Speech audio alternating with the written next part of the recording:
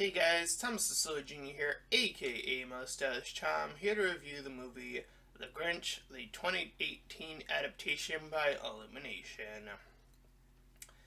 And yes, before I can even begin my review, I will be saying I will be making comparisons to the original movie. With that being said, this movie actually starts off pretty decently, all things considered, even though the rest of the movie ends up being completely bad. And I can't help but think that this is all in part because of Illumination and whoever directed and put this together. Uh, if you haven't been noticing a trend of Illumination, their movies tend to not be really all that good. Even their bigger movies like Despicable Me, there are so many issues with that. Even that big movie of theirs. But that's for I think I already either reviewed that, or if I didn't, that's already past its prime unless someone wants to do a Patreon thing. Anyway, nonetheless, getting to this movie, again, it does actually start off pretty good with some narration, which is what you would expect to see in a Grinch movie. The original movie does have that as well. With the Who's prepping up for Christmas and the narration continuing to move on in a rhyming manner for the most part. I think there's like one line that isn't rhymed, which is kind of bad on their part, but I think I let that one slide.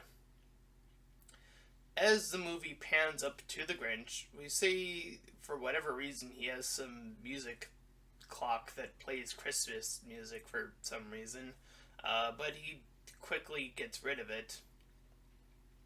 And then he calls up for his dog Max. Now, if I remember correctly, and I did say I'd be comparing this to the original, Max was originally very afraid of the Grinch, and he was very afraid to leave the Grinch, which is why he continuously helped him out. And this, just from Max's expression, this version, it does seem like he's very willing to help the Grinch. And as he's continuing to prep up, it does play this rather dumb rap music. Kind of doesn't really fit this movie at all, really, as he sprays himself with apparently his gray or green mold. And, you know, some people I know will remark about how he looks in this movie, and honestly, animation or how things look don't really affect how I see a movie, so I will just leave it at that. Anyways, he does run out of food, and it shows like later on, like this flashback of him eating a bunch of food. Nonetheless, so he preps up to go to Whoville, and we get a quick cut to this mom character named Donna. But as she's like prepping up to go to work or something. Anyways, we cut back to the Grinch, who does what you would expect the Grinch to do. Again, this movie does start off pretty decently, all things considered, and knocks over a kid's snowman. Good, that's very Grinch. And I was like, okay, this is actually kind of going somewhere. I'm following, I'm understanding. Max is a little bit different, but whatever. I'll even let that slide. But the next thing that happens is where this movie starts to fall apart immediately. When he gets into the town, we see a bunch of characters notice the Grinch and then creepily follow him and sing behind him and continue to antagonize the Grinch away. Yeah, that's kind of an asshole thing for the Who's to do. By the way, just cutting away from the review for a second, are these Who's related to the Horton Hears a Who? Are they in the same universe? I don't know. Anyway, back to the movie and the review.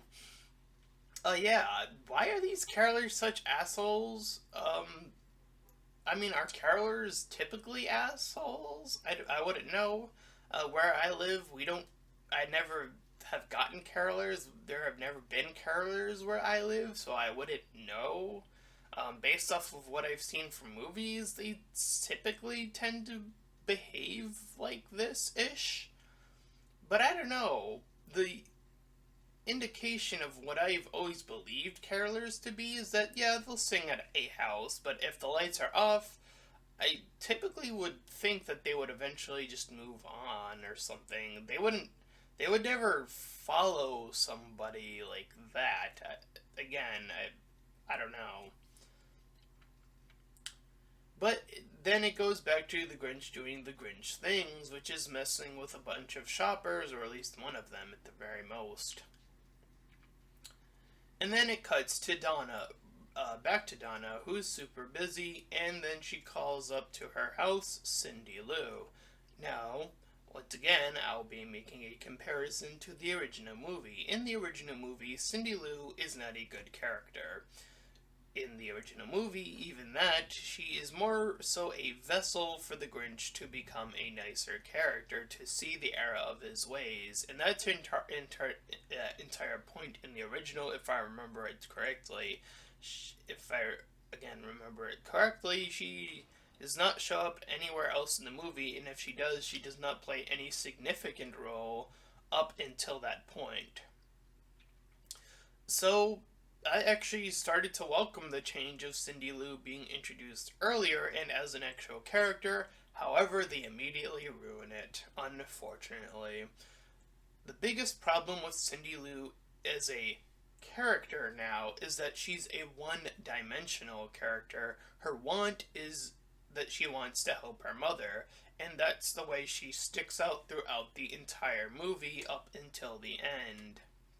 And that's not good. That's a one-dimensional character. She might be a nice character, sure, but that doesn't make her a good character.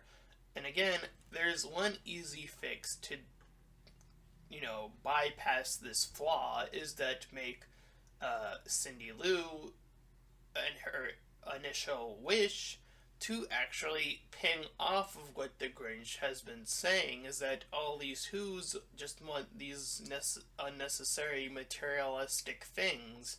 So you could have, at the beginning, Cindy Lou want a materialistic thing, like just for sake of brevity, she wants a bike. That's her goal.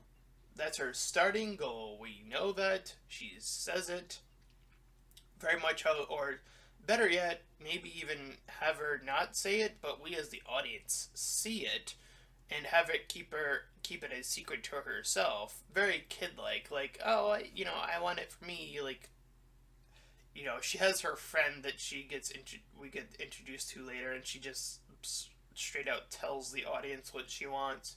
Again, that could have been a very show not tell sort of way to do it, is just show us the audience have, she could have the letter up holding it, and it could be, say, she wants a bike, good, you're all set. You fix that one problem, you already made her a better character. There you go.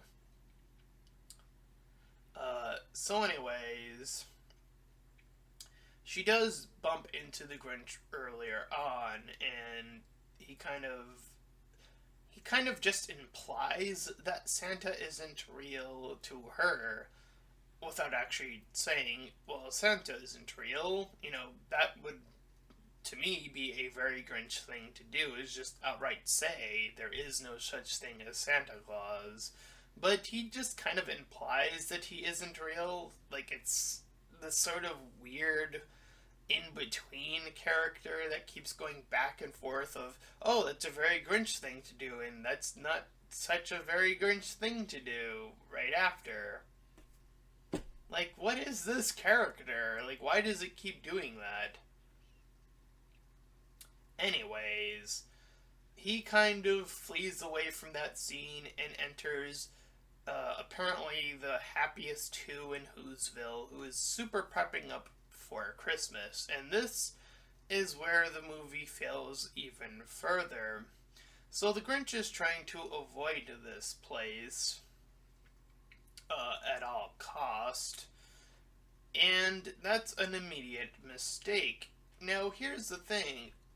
I actually kind of really liked the idea that there was this one who, for whatever reason, just liked the Grinch regardless. But then they immediately ruin it by having the Grinch be like, nope, I'm just gonna avoid this place. Instead, again, you could have had him do a very Grinch thing and look at this house that's very nicely decorated and say something along the lines of, this place is terrible. It's an eyesore. Something along those lines. Have him take down the lights down early in the movie. Have the guy come up toward him, and then he could like tie him up or whatever, and that could be like a great Grinch thing to do. Again, keeping up with that tradition, keeping up with that shtick up until that certain point. So, anyways, as the Grinch is kind of reeling back and forth between whether or not he wants to be the Grinch or not be the Grinch, some narration starts off again, and Lucy Liu gets ready to head off to the North Pole, ready to send off that note, which should have been what I mentioned earlier, what her character wants should have been essentially, and essentially the rest of her story could have been exactly the same up until the point of where these two meet again later on in the movie. So anyways, Grinch gets up alone, and his dog Max is having a vision of what he wants to be doing with the Grinch instead. Then he plays the organ. I think that's what that thing is called. The organ. Anyway, the dog Max tries to drum out with him, and then Grinch kicks him out. They play chess. They're just, again, this is an illumination problem. There's like this entire scene, these little bits that I'm explaining, they are completely unnecessary. Could have cut all of this out and saved a lot of time and really expanded more on actual things that better, make the Grinch a better character as the Grinch. And again, that's in a very illumination problem that I've started to really notice when I rewatch Despicable Me. A lot of the middle of that movie kind of falls apart. The second one kind of falls apart in the middle. The third one especially falls apart in the middle. Like, you could have cut out the entire middle of that movie and lost nothing, essentially.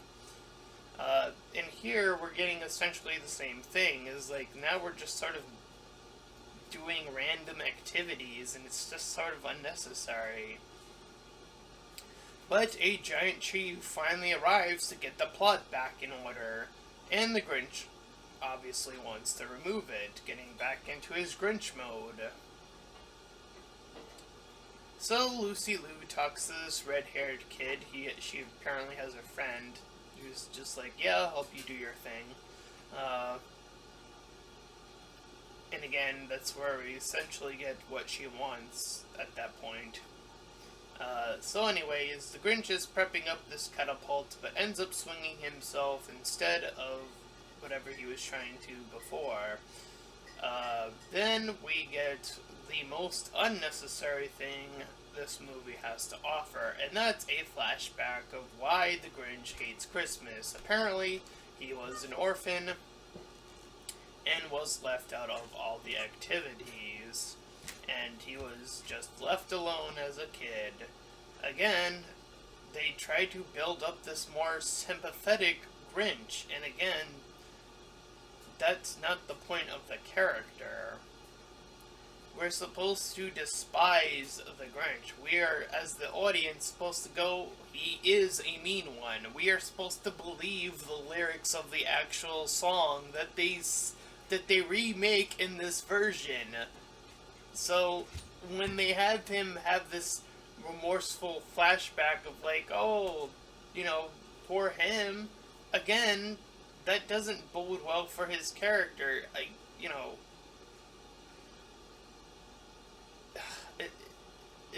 so bad. It's just so unnecessary. And yeah, I don't mind the Grinch hating the holidays just out of spite or whatever. That's reason enough. Fine, whatever. Like, even, that's essentially what you could say the original version was like. That's enough! He doesn't have to have this whole additional backstory. It's so unnecessary.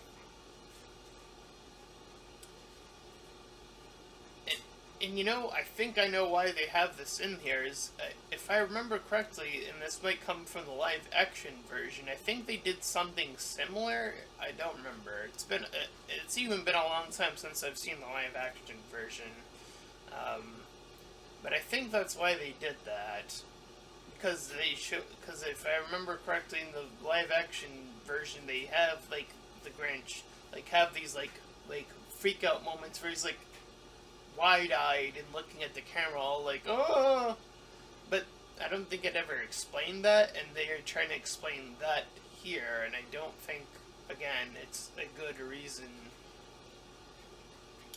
It just doesn't make sense with this character. Again, if they just did it, if he just was doing this all out of spite, I think that's reason enough, honestly, for this character.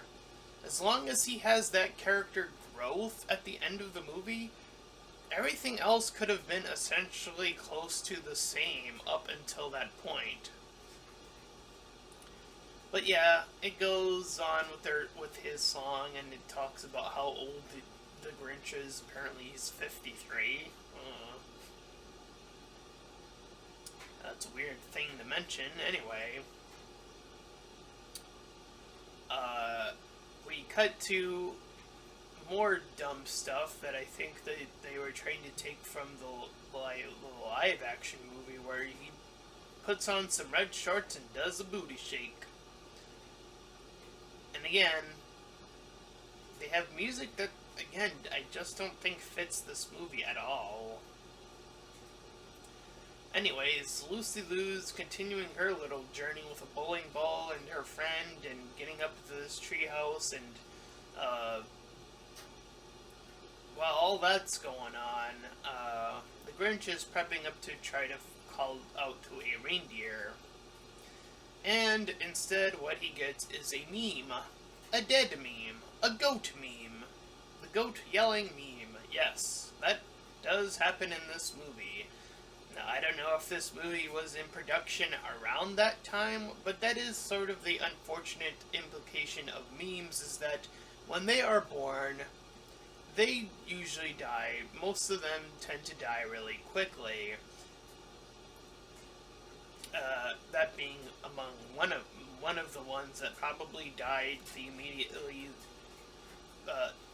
the immediate fact of it being born, is it died pretty fast. It wasn't designed to be a long-lasting meme. It was designed to be, that's annoying, let's get rid of that meme pretty quickly. In this movie, again, I don't know if it was in production when that was even relevant, but again, I don't see what other explanation there could be for there even being a meme in this movie. Anyways, getting past memes, we see him trying to lure this fat reindeer who ends up following him, and he ends up like calling him Fred or whatever. Okay, new character. And again, he actually kind of does a nice thing, like an un-Grinch thing to this creature, but that happens a little bit later. Anyways, Lucy Liu calls over all of her pals. Apparently she has more than one friend, and they'll insist on helping her. But more music plays, and then it immediately cuts off as they need to all go home. So, anyways, the Grinch goes from the roof to the roof of the building, trying to mess with the house, finally. But this dog stops him in the process. And he starts to hear the singing, and then kind of gets that look on his face again of like, oh no! But his plan falls apart, and the dog is chasing him, so the sleigh kind of falls on accident. You can't really blame him. He's trying to run away from the dog. So again, not a very Grinch moment. He should have been doing that earlier in the movie and on purpose. Anyways, Max does some moves on with Fred in tow, getting ready to do some Christmas recon. That's the word. There we go.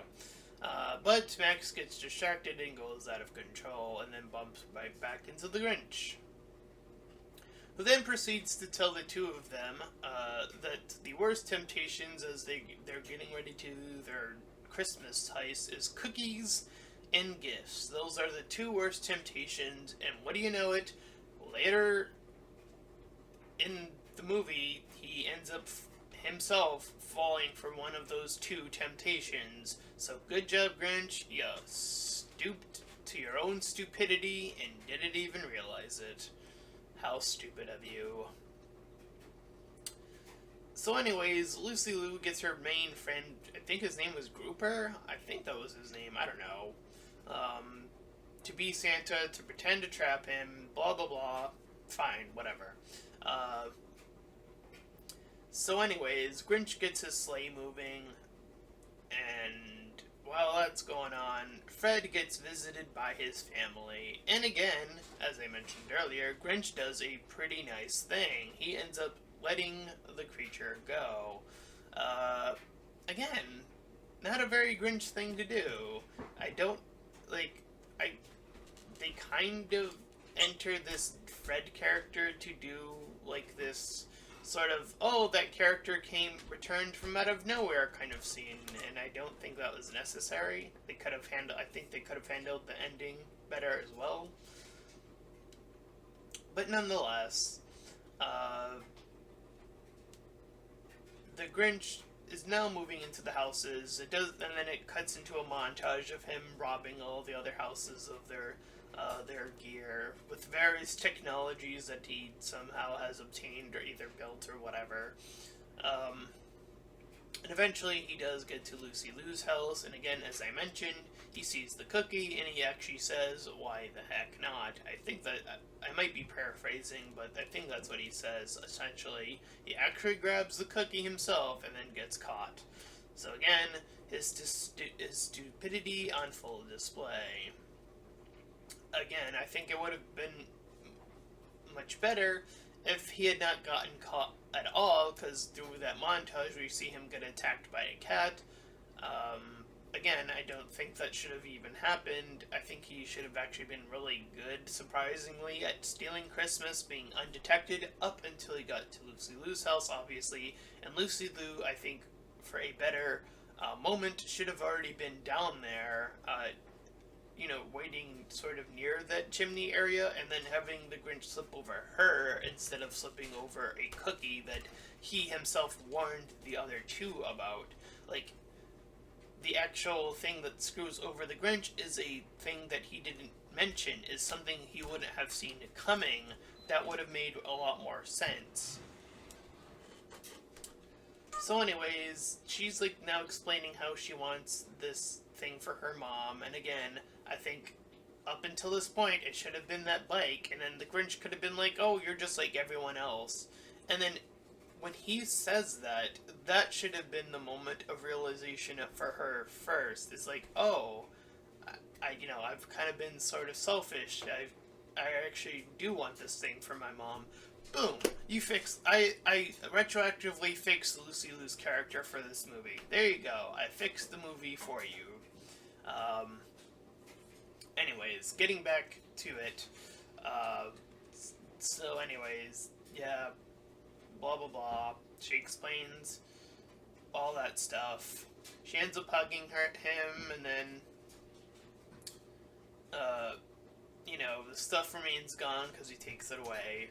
And then Lucy explains to the town that it's all her fault, and then the mom's like, "Oh, no, sweetie, you're like the best gift or whatever that I could have ever had." And then the Grinch, we cut back to him, hearing the song, and he's like wondering why. And It's very akin to the original, wondering why. And then he closes his eyes and listens, and then, the heart thing happens. His heart goes 2 sizes or 3 sizes, however many sizes it grows, and the gifts then eventually almost fall anyways, and then he tries to catch them. And as I mentioned, having that character return back to the end of the movie, the reindeer comes to save him, as well as the rest of the family. They somehow knew he was there. And then from there, he's able to sleigh back to the town with all the gifts in tow, says he's sorry, and then even gives his little dog a treat. And then he gets a knock on his door to see Lucy Liu arrive and then invite him for Christmas. And then he decides to help the mom, which kind of fulfills Lucy Liu's initial want of oh, she's working too hard, so let's have the Grinch do it. But again, could have had her be a better character. And then the movie ends with Goat Meme returning, because, that was so fun the first time. And that was the Grinch movie. I think this movie utterly fails because it tried to add things that weren't necessary, and when it was adding things, it really missed the mark of what a good character is, in Lucy Liu, for example. And it kind of kept twisting and turning the Grinch like a roller coaster ride, and that's not how you should do his character. It should be mean, up until this one point, and then curve hard. It should be a hard 180 realization. That's the Grinch's character. It's a hard 180. It's a hard realization, but it's a quick realization. And you know what? Having a quick realization isn't necessarily always a bad thing. And in this case, I think that's what this movie needed, was that snappy 180 sort of hard realization. I think it would work well for this type of character. That's his character. That's what the original character is that character that gets that 180.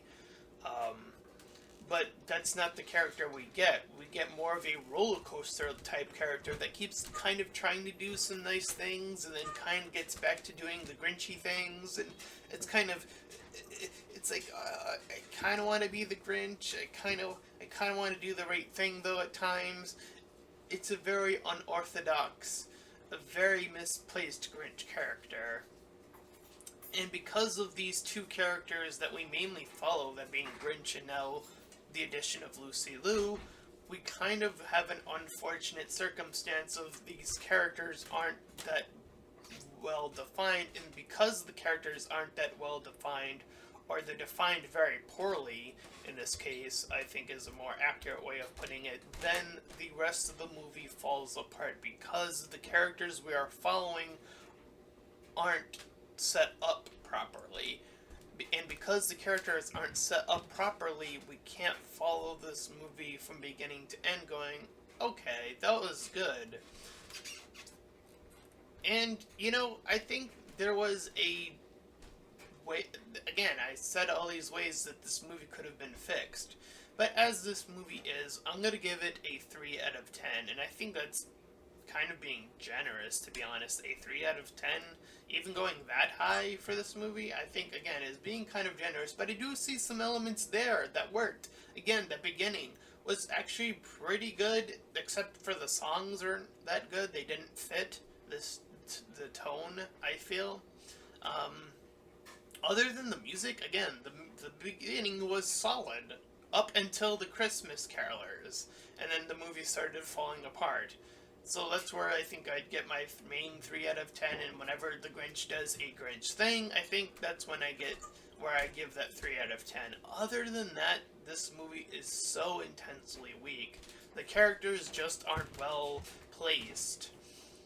Other than that, there isn't really much else to say. The story kind of just follows the generic story, except the characters, again, aren't the characters. They're different in a bad way.